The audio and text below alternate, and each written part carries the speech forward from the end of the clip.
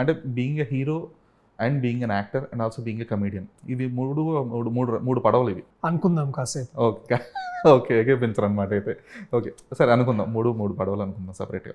అయితే ఒక హీరోగా మిమ్మల్ని మీరు ప్రొజెక్ట్ చేసుకున్నప్పుడు, అంటే ఎంత అది యాక్టింగ్ అయినప్పటికీ, ఎంత అది ఒక పాత్ర అయినప్పటికీ కూడా, ఒక హీరోగా మిమ్మల్ని మీరు ప్రొజెక్ట్ చేసుకున్నప్పుడు, ఒక సపోర్టింగ్ యాక్టర్గా మిమ్మల్ని మీరు ప్రొజెక్ట్ చేసుకున్నప్పుడు, ఒక కమెడియన్గా మిమ్మల్ని మీరు ప్రొజెక్ట్ చేసుకున్నప్పుడు, ఈ 3 డిఫరెంట్ ఫేసెస్ అనేవి every one goes through, most of the character artists.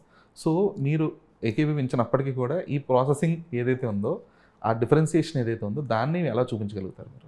See, that is what I'm saying. అంటే whether I am doing Hi Nana or Jatiratnalu or Court or 35 or this one,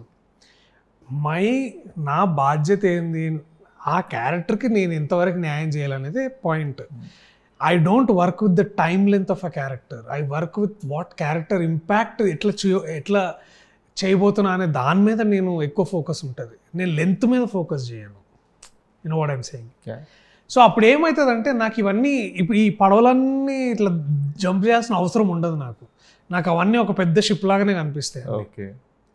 so అప్పుడు ఏమవుతుందంటే నేను I will only work according to that one particular moment, ఆ one particular క్యారెక్టర్కి.